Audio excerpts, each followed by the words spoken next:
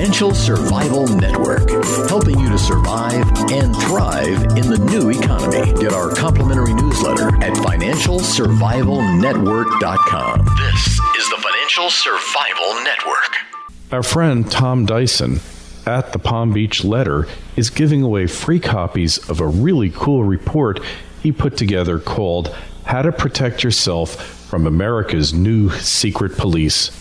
Inside, you'll learn all sorts of simple, everyday tricks you can use to make yourself a little less visible and vulnerable to scammers, hackers, and even the federal government. For instance, inside Tom's report, you'll learn which free internet email service never to use. This company doesn't care if your account gets hacked or not, or things the government must tell you if they request your social security number, and how to spot skimmers lying in wait on ATMs and gas pumps, and much, much more. These tricks and secrets are low-hanging fruit ideas. You don't have to invest time or much money into them. Most are free. But by taking some basic measures, you can make your privacy much harder to invade than your neighbors. Tom's report is available for a limited time to listeners who take a trial subscription to his newsletter. Just visit the Financial Survival Network homepage for more information, or go to www.palmbeachletter2.com. That's www.palmbeachletter2.com. You are listening to the Financial Survival Network.com. I'm Kerry Lutz on 1230 WBZT. All the talk of war in Syria, attacks, all that, well, there's a little something that's gone unsaid that seems to be totally ignored, and that is, what is the proper role of Congress? Aren't they the ones who declare war? Well, declaring war seems to be a thing of the past.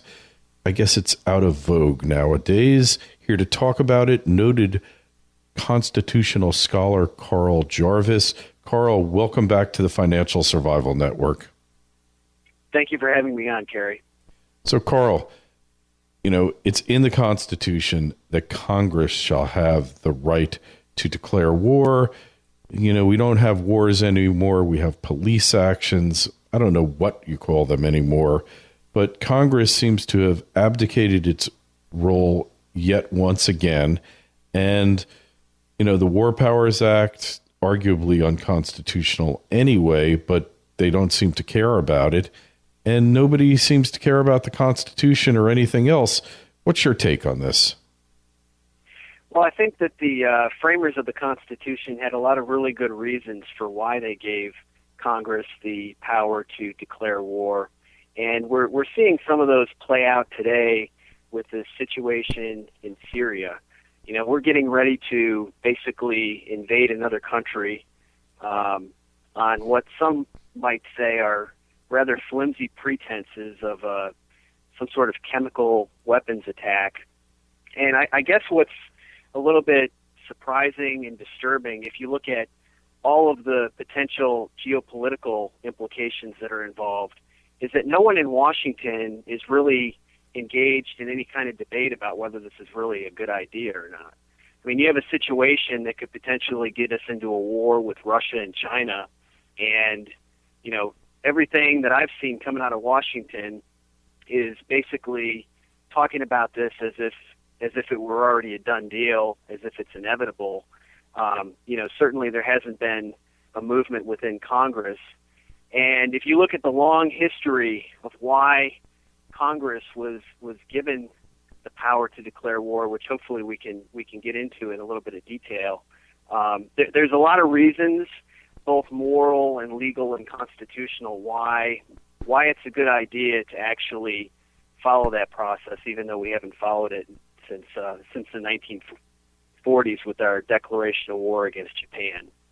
Yeah, and in fact, I would argue that the constitutional provision providing that Congress be the one to declare war was instituted exactly for the type of situation that we have now, for exactly the type of imperious leader that we have now, for someone who ignores congressional constitutional mandates, like people in New York ignore parking signs and parking meters, who puts absolutely no credence in the Constitution whatsoever.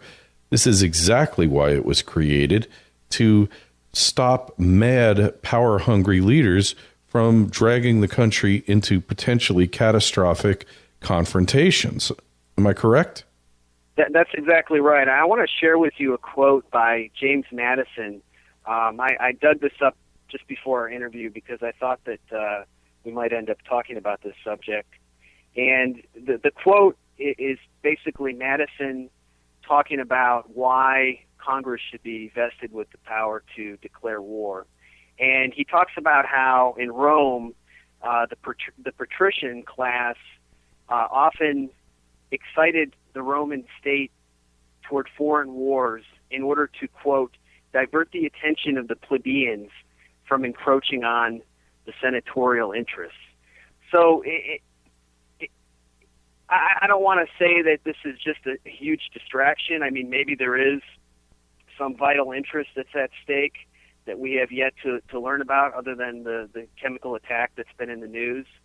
But if it were a sort of wag the dog operation, as we've seen many times in the past, then that's all the more reason that it should be vetted. The decision to go to war should be vetted by Congress. I mean, it's not just the power to declare war that's granted to Congress by the Constitution, but also the power to regulate and raise armies.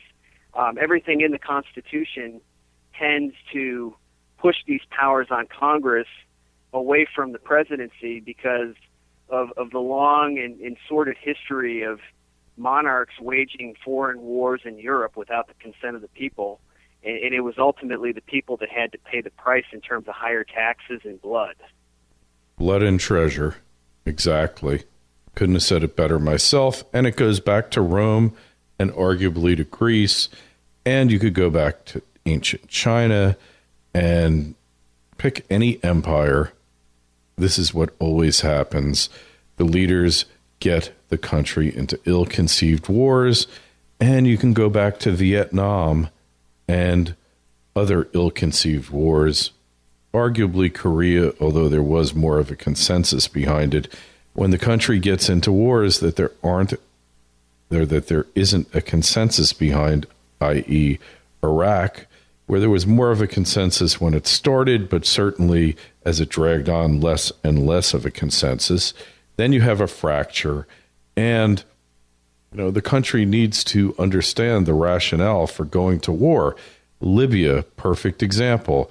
No consensus, no understanding by the country why we were there. Yugoslavia, why did the country bomb Serbia, Yugoslavia?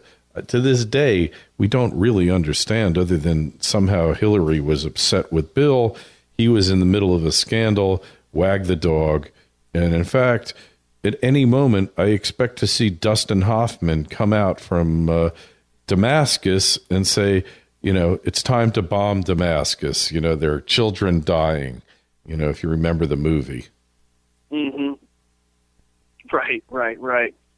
Well, the issue of consensus is very interesting. I mean, if you look at the 5 times that this country actually has had a declaration of war, that was in the War of 1812, Mexican-American War, Spanish-American War, World War I, and then World War II.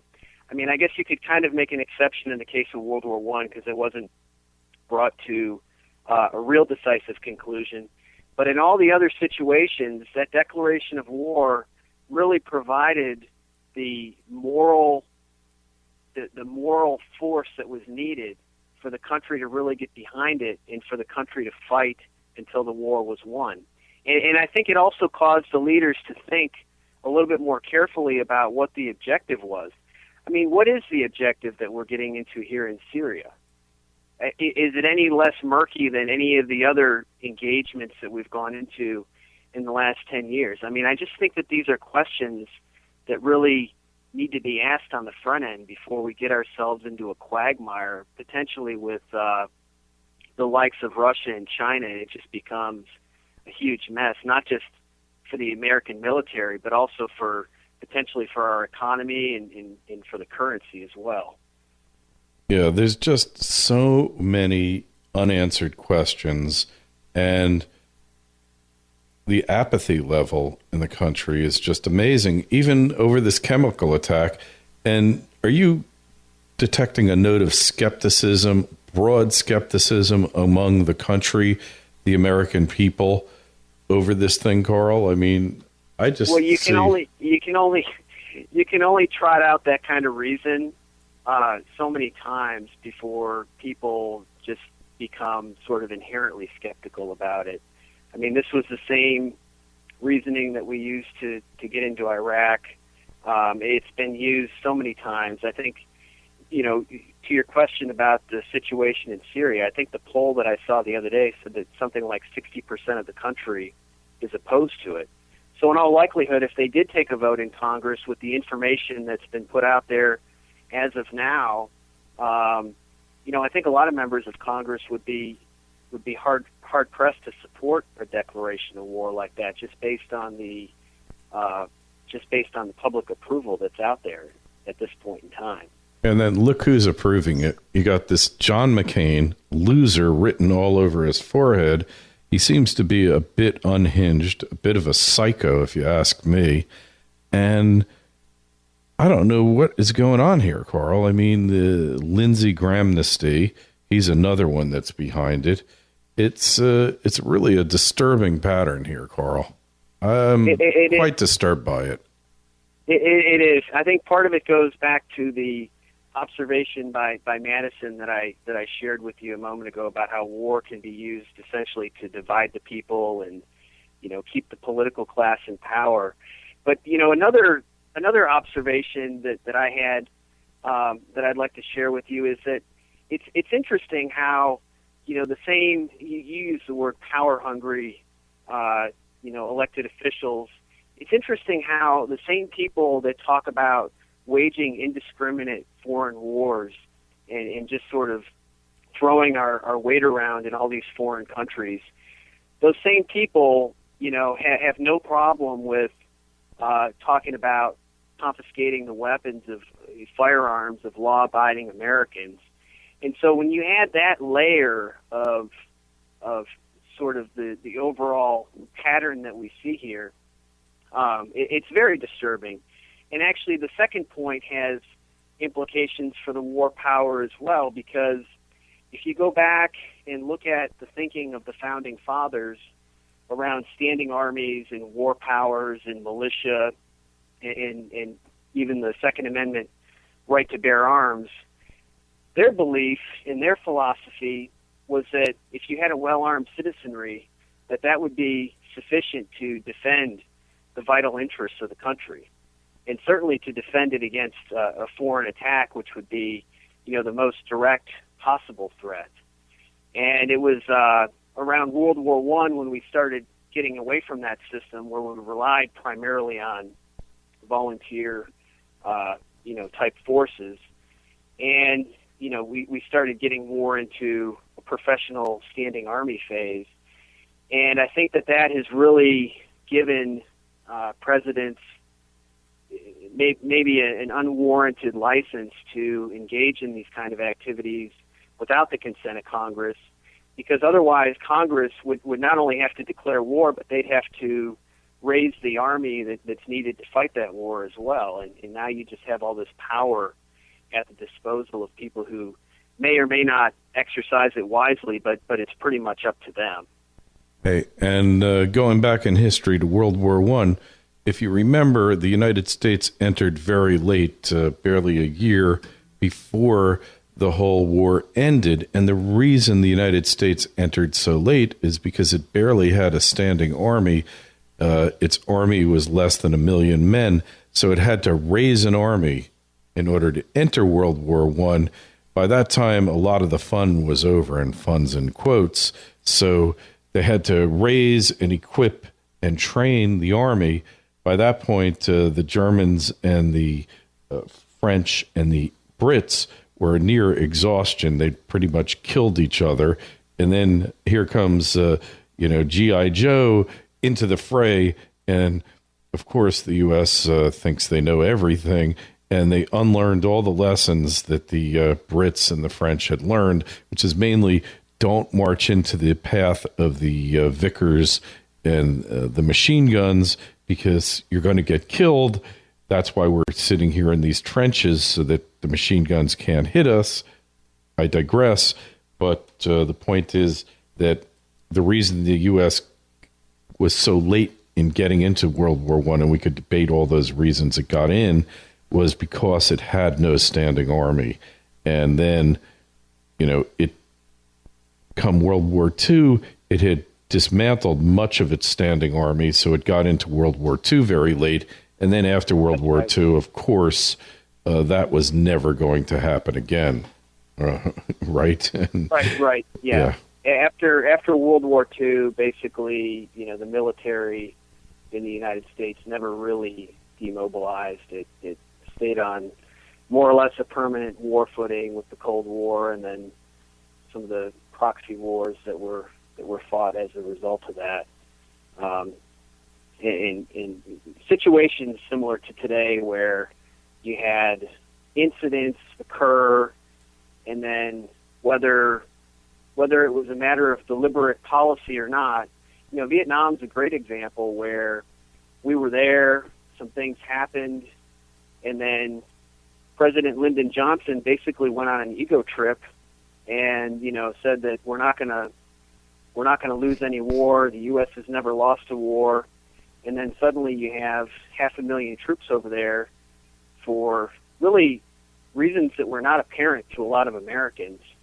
And so the moral force behind that war really wasn't ever sufficient to win it. And, if you look at the constitutional process for declaring war, a big reason why it's there, I think one could argue it's there to get the country into wars that can be won and get the country back out as quickly as possible and defend our interests and leave it at that. Remarkable. Really remarkable. So what now? What's going to happen next? That's what I'd like to know. Well, given everything that we've seen out of Washington, the slope that we're on looks fairly well set at this point. I mean, personally, I would find it hard to imagine that this thing doesn't continue to gather steam until the inevitable involvement there occurs.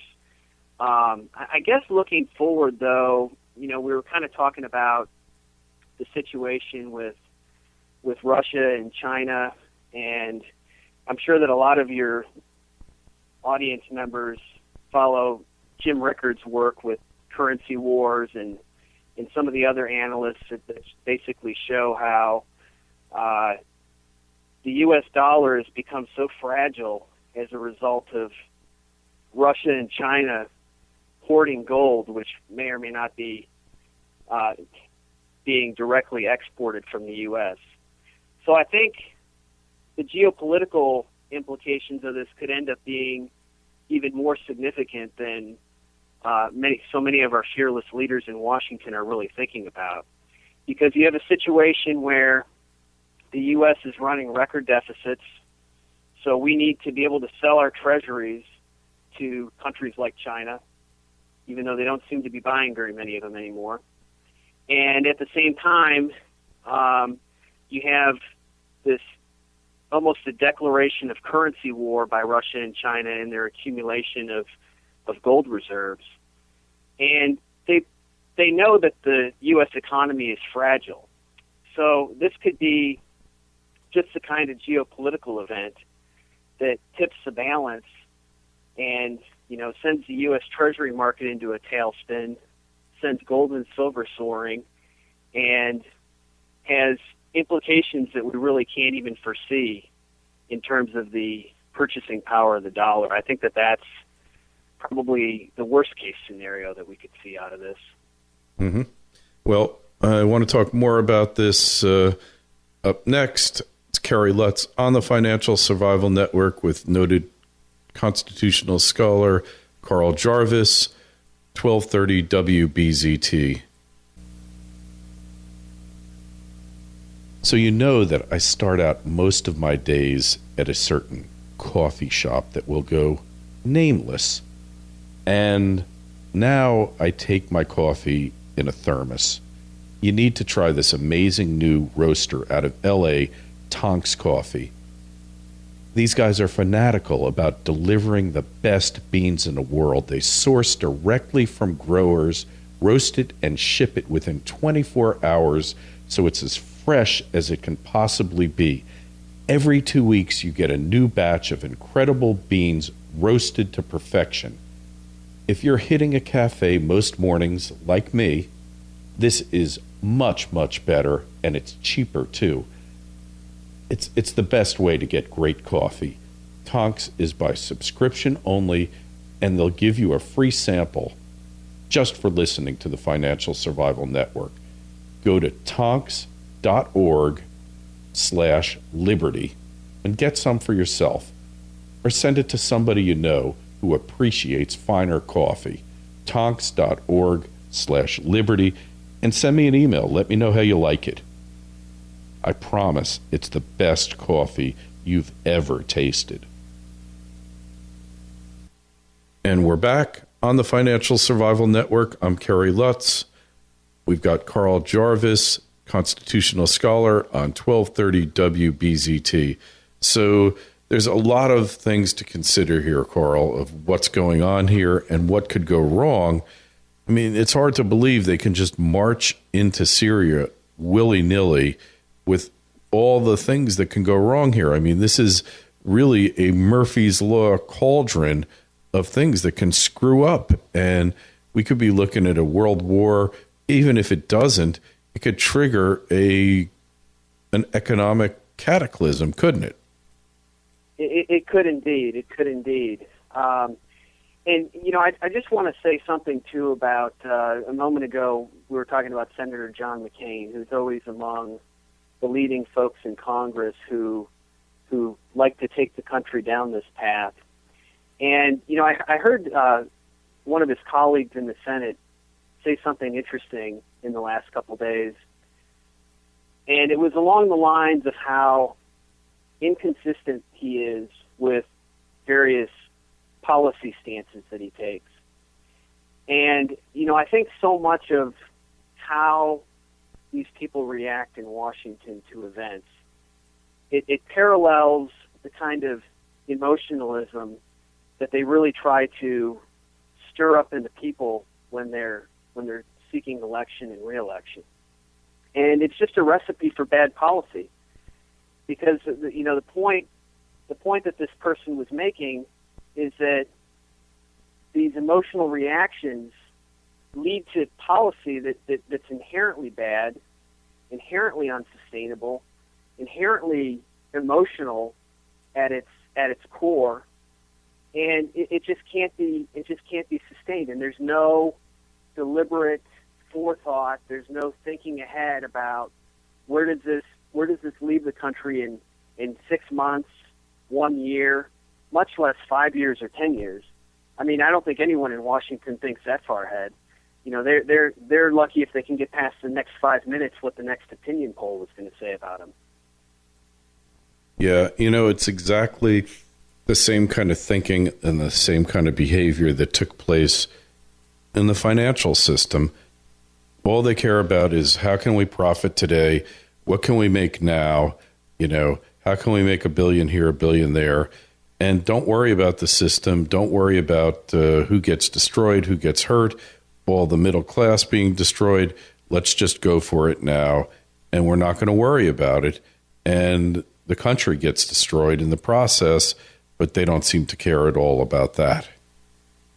And meanwhile, it's the kind of explanations that are offered after the fact that are really disturbing.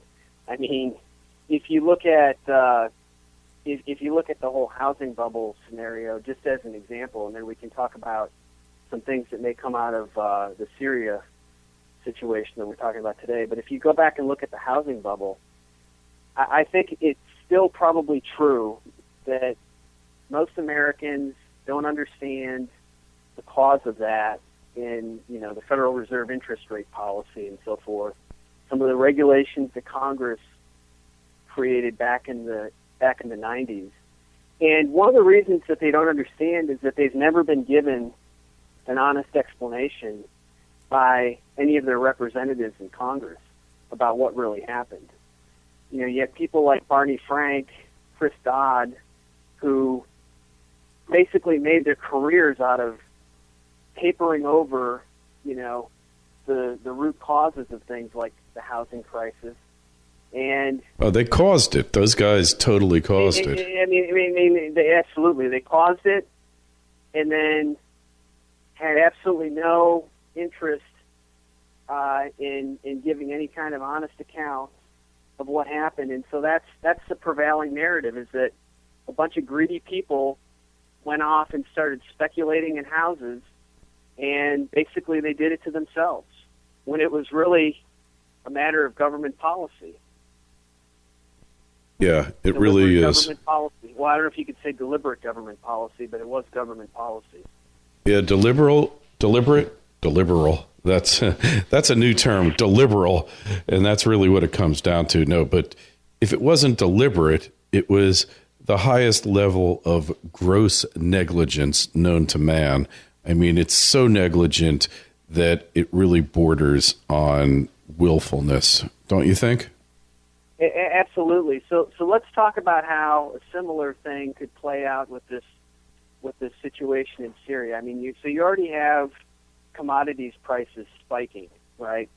So how soon is it going to be before, instead of talking about the deficits or the fragile situation with our currency, how soon will it be until they're blaming speculators and, over-leveraged hedge funds and so forth on the rise in commodity prices? I mean, we just know that explanation is coming once that horse gets out of the barn, because that's the only thing they can do, is point the finger in a different direction. Yeah. I mean, that's what they always do. It's always the evil speculators that are causing the price of oil to go up or causing the price of gold to go higher. It's never the politicians' blind policies, destructive policies that ever cause anything to go up, that cause your food prices to go up, that cause the corn prices to go up because they're using corn to make ethanol, which is a proven failed policy, but their masters over at big agribiz, insist that they force, that they use corn to create ethanol, which causes food prices to go up. They never look at that. They never take any responsibility for anything that they do, no matter how destructive it is. The minimum wage, Carl, and I know, the minimum wage is guaranteed to cause increased unemployment among minority youth. It's been proven in study after study that, whatever benefit is derived from people getting a few cents more an hour of labor, maybe $1 more an hour of labor, is far more eroded or negated by the increase in unemployment. We know this for a fact. It's been established time and again, and yet they insist on raising the minimum wage, and you see what happens. You see the unemployment rate among black youth go up in inner cities, and then they say, gee, why is that happening? How could that be? And you and I know that labor in unskilled youth is only worth a certain amount, and if you raise the cost of that labor above what its market value is, you're going to increase unemployment in that segment, right? That's right, and you can make a similar case with what's happened in the last decade in the student loan bubble with higher academic tuition prices. Sure. Where many college degrees, I won't say all of them, but many of them, the so-called market value now exceeds the value that the students receive in terms of actual work skills that they get out of the education. in work skills is maybe the wrong way to say it, but the market value of the knowledge that they gain is now less than what they paid for it in many, many, many cases. Yeah, well, there's so many companies looking for people with degrees in women's studies and master's degrees in French lesbian poetry, as our friend Aaron Clary mentioned at the Liberty Mastermind Symposium. There's such a demand for that, right? Right. So, or we could even talk about the president's latest crusade. Oh yeah, right. I didn't. The middle class, and I'd love to talk about that because, if you look back over the trend in the last 4 decades in the submergence of the middle class in this country, what it really gets back to, it's all traceable back to the early 70s when this country abandoned any and all sound monetary principles and went on a huge consumer credit binge, which basically indebted the middle class and lowered their wages in a variety of different ways, and that's the root cause that folks like the president don't want to talk about, because they're not willing to address those issues at anywhere near the level where they need to be addressed. Mm-hmm. Exactly. I mean, you couldn't have said it more simply, that you can't make up for declining productivity, declining standards of living by increased borrowing. It's only going to work for a little while, and then you're going to wind up with bankruptcy, which is where the country's at now. That's right. So up next, I want to talk about your new book coming out. It's The United States of Dysfunction, a great title, and it's going to be a great book. It's coming out, I think, what date's it coming out? It'll be in late September that it's out. Late September. So it's Kerry Lutz with Carl Jarvis, a noted constitutional scholar on the Financial Survival Network, 1230 WBZT. So you know that I start out most of my days at a certain coffee shop that will go nameless. And now I take my coffee in a thermos. You need to try this amazing new roaster out of L.A., Tonks Coffee. These guys are fanatical about delivering the best beans in the world. They source directly from growers, roast it, and ship it within 24 hours, so it's as fresh as it can possibly be. Every 2 weeks, you get a new batch of incredible beans roasted to perfection. If you're hitting a cafe most mornings, like me, this is much, much better, and it's cheaper, too. It's the best way to get great coffee. Tonks is by subscription only, and they'll give you a free sample just for listening to the Financial Survival Network. Go to tonks.org/liberty and get some for yourself, or send it to somebody you know who appreciates finer coffee. Tonks.org/liberty, and send me an email. Let me know how you like it. I promise it's the best coffee you've ever tasted. Hi, it's Kerry Lutz.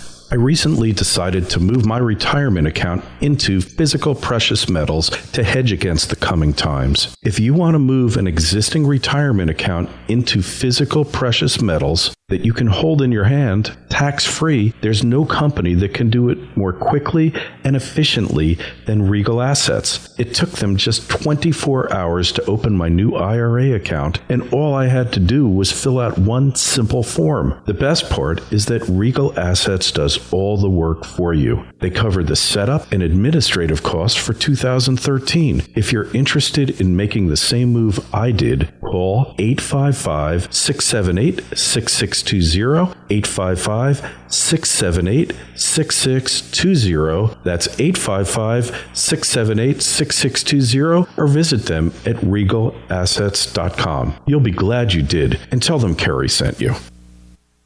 And we're back. On the Financial Survival Network, I'm Kerry Lutz with Carl Jarvis, constitutional scholar on 1230 WBZT. So, Carl, you got another book coming out. That's great news. And tell us, what made you write this? Well, the message that I have to share in the book is pretty simple, and it's basically the idea that all is not lost.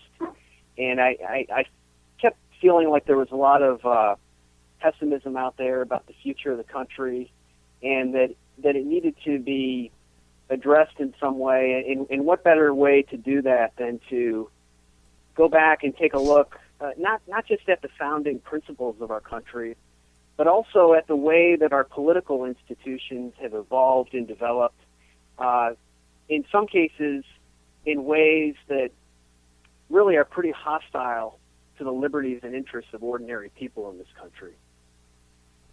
Mm-hmm. So, there's been talk of this Article 5 Constitutional Convention. You got any thoughts about that? In a nutshell, I would argue against that as being a good idea. And part of the reason why is because it could open up a whole lot of issues that we're not really, haven't really thought all the way through. But the other side of it is that we don't even really follow the Constitution that we have. I mean, we just had this conversation about the war powers and the provisions of the Constitution that give the power to declare war to Congress. I mean, we don't follow the basic things that are in the Constitution already. So the idea that we could add additional provisions and then somehow magically Congress, the President, the Supreme Court are going to uphold those provisions, I think is I just don't see how that would work. Yeah, I saw a great quote the other day by H.L. Mencken. He said the only provision that of the Constitution that we uphold at the present time is that we don't billet soldiers in private homes in peacetime. And recently there was a case dealing exactly with that, where policemen broke into somebody's home and threatened them and said, we're going to arrest you if you don't let us use your house for a stakeout. And that's being challenged in the courts now under that provision of the Constitution. I don't remember what amendment that was. That was out in Nevada, I think. Yeah. So maybe that one they're not following now either. Right. Yeah, I think that's the only one that hasn't had its day in court, but I guess even that one is now. Nothing is sacred. Right. It's pretty That's amazing great, huh? how far we've gone. Yeah. Yeah, I saw that one and I just said, God, it just doesn't matter anymore. When you can't even stop the troops from being billeted, which means being put up in your home. They used to be able to do that in the days in England where actually it was a Fifth Amendment thing. They could just come on your property and just rip up all the trees and use it for fuel and just kind of take over your property for the war effort. That was like a big deal when they wrote the Constitution. Of course, now it's a bit arcane, but now that they can use your house to stake out criminals against your will, it's become relevant again. So nothing is sacred, right, Carl? That's right. And hopefully the courts will, interpret the Third Amendment in spirit and not in letter. I'm sure that there's some law professor somewhere who will say that sort of like the Second Amendment doesn't apply to individuals, the Third Amendment doesn't apply to local police, even though clearly the spirit of it has been infringed in that situation. I mean, that's just an obvious common sense type perspective. Yeah, the Third Amendment. There's never been a case on this. That's what makes it so interesting. But right. Yeah, it'll be interesting to see what they come up with there. Yeah, but, My guess is probably not going to be another case in the next 220 something years. So we're probably safe on that one, Carl. Right. But your book, so it's dealing with the dysfunction that's really rampant now and frightening. It's kind of downright frightening, isn't it? It is. And, to talk a little bit about where I trace that dysfunction to, in terms of time, it started about 100 years ago. And in terms of the root cause, it really started when we started changing our nominating process from a system where ordinary citizens would get together in caucuses and conventions to nominate candidates to this process that we have today. And you can see how, the presidential nominating process has just become a complete circus where candidates will say anything to get elected. They have absolutely no scruples about what they say to get elected or what they do once they get into office. And there's a whole bunch of other reasons why the direct primary system that we have is extremely bad. It increases the influence of money in politics. It has created a situation in a lot of states where, families basically share elected offices amongst one another. And again, ordinary citizens never even have a chance to run for state legislature, for example. And so the whole system is really, the whole direct primary system has really created a situation where we elect incumbents to office and then we can never get them out of office once they're there. And so that has implications for the Bill of Rights. We've seen it with the recent NSA scandal and so forth. Because if these people are not accountable, they cannot ever be removed from office, then why would they create policies that are actually in the interests of ordinary people? And against their own. There's no incentive for them to do that. So instead they create policies for special interests that are funding their reelection campaigns. And it all ties back to the nominating process. But the good news is that nominating process is something that we can do something about. And that's why I think the book conveys an optimistic message, because it really does have a constructive proposal for what can be done about all this. Yeah, well, it must be pretty exciting that you're getting near the end. You're going to get the book out, and then you see what kind of support is out there for you. Absolutely.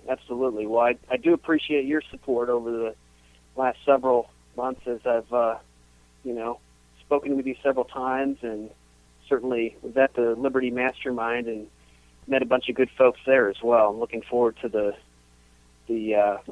second one in January. Yeah, well, it's going to be there. We don't have the exact dates. It might be set back a little bit. At Vegas, I think our conference conflicted with the Concrete Block Association, which has like a lot of members, and the place was just booked up. So Robert's working on it now. We don't want you being run over by a bunch of drunken concrete block salesmen. That would be the worst thing, Right. You never know what's going to be in Vegas, and what happens in Vegas, you don't want to be around. Trust me on that. Been there way too many times. But seriously, we got so many bad problems, and this crop of morons that occupy D.C. are not up to the task. They have no desire to address the problems that are important to you. They don't care. They're oblivious. I think this group of people, they're brain dead. They don't want to admit that there are problems, because if they did admit it, then they would have to admit that they weren't up to the task of solving these problems. Carl, don't you think? That's absolutely true. I mean, across the board, that's true. It would certainly call into question their legitimacy in a whole variety of ways. And, beyond that, their goal these days is mainly to perpetuate themselves in office. I mean, that really is what it's come down to these days. And So if a statement that they might make that were to call into question some policy, and you can see it with the Syria thing, no one is questioning it. No one is even saying a word about it. Mm-hmm. Yeah. And it's just a situation where they're afraid because of how it might jeopardize their reelection prospects. I mean, to put it in the simplest terms possible, Yeah, totally. As one really great comedian once said, I don't remember in what context he said it, there's a lot less there than meets the eye. That's absolutely true in this case. I mean, if you're going off polling data to make decisions that affect the future of the country for decades, that's the wrong kind of person to have there in power. It's just the wrong kind of person.